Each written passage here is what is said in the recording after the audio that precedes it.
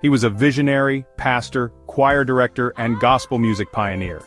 Through his work with the legendary Thompson Community Singers, Reverend Milton Brunson helped shape the sound of modern gospel music. This is the story of Reverend Milton Brunson, a man who dedicated his life to faith, music, and community. Brunson's faith led him to become a minister in 1962. 2 years later, he became the pastor and music director of Christ Tabernacle Missionary Baptist Church. The church quickly grew, broadcasting Sunday evening worship services on the radio, allowing Brunson's music and message to reach even more people. Meanwhile, the Tommies continued to rise in prominence. Though they had performed for years, the Tommies didn't record their first album until 1963. Their debut, Yes, Jesus Loves Me, released on VJ Records, featured Brunson's deep soulful narration and a youthful energetic choir. Their second album, The Soul of the Thompson Community Singers, introduced the world to Jesse Dixon, a rising singer-songwriter whose compositions helped shape the modern gospel sound. By the late 1960s, the Tommies were touring across the country and even Europe, performing at legendary venues like Madison Square Garden and the Apollo Theater.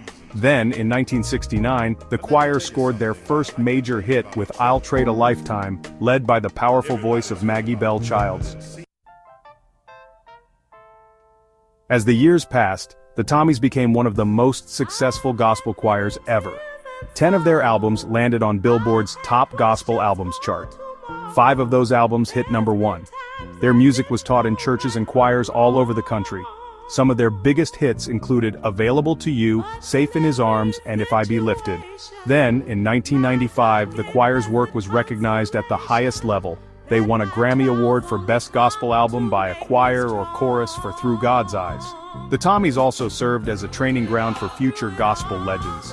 Alumni included Percy Beatty, Ricky Dillard, Darius Brooks, Jesse Dixon, and Kim McFarland.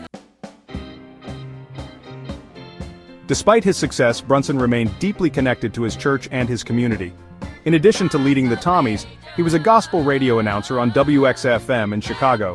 But in 1997, gospel music lost a giant. On April 1, 1997, Reverend Milton Brunson passed away at the age of 67.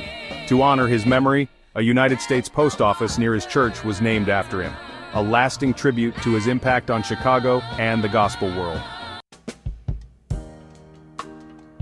Though he is gone, Reverend Milton Brunson's legacy lives on. His innovations in gospel music, his dedication to community outreach, and his commitment to training the next generation of gospel artists ensure that his impact will never be forgotten. His choir, the Thompson Community Singers, remains one of the most beloved and influential gospel choirs of all time. Thank you for watching this tribute to Reverend Milton Brunson.